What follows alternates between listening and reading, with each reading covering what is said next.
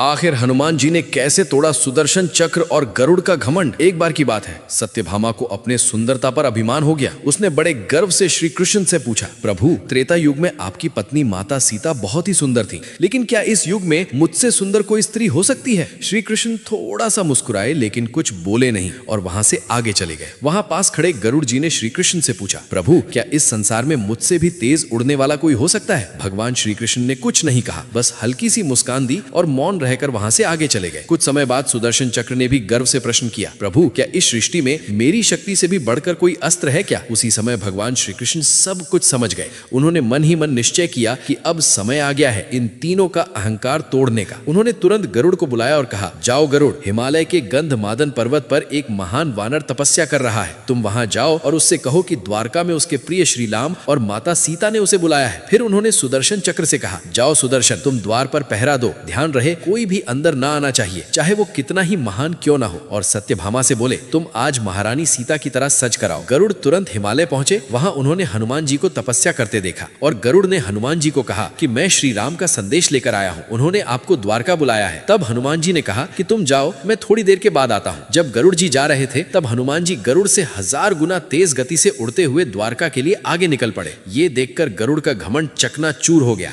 उधर द्वारका में भगवान श्री कृष्ण ने श्री राम का रूप धारण कर लिया था। जैसे ही हनुमान जी वहां पहुंचे, उन्होंने तुरंत प्रभु को पहचान लिया और उनके चरणों में गिरकर प्रणाम किया। श्री कृष्ण ने मुस्कुराकर पूछा, हनुमान क्या द्वार पर किसी अस्त्र ने तुम्हें रोका नहीं? हनुमान जी विनम्रता से बोले, हाँ प्रभु, एक चक्र ने मुझे रोकने की कोशिश की थी, लेकिन यदि मैं उससे युद्ध करता तो आपके दर्शन में विलंब हो जाता, इसलिए मैंने उसे निगल लिया। अब मैं उसे बाहर निकाल लेता हूँ। ये सुनकर सुदर्शन चक्र का अभिमान भी चूर चूर हो गया। तभी हनुमान जी की दृष्टि सत्यभामा पर पड़ी। उन्होंने आश्चर्य से पूछा, प्रभु ये दासी कौन है और मेरी माता सीता कहाँ है? ये सुनते ही सत्यभामा का अभिमान समाप्त हो गया। इस प्रकार भगवान श्री कृष्ण ने बिना कुछ कहे केवल एक ही लीला करके तीनों का अहंकार तोड़ दिया। तो अब बोलो जय बजरंगबली।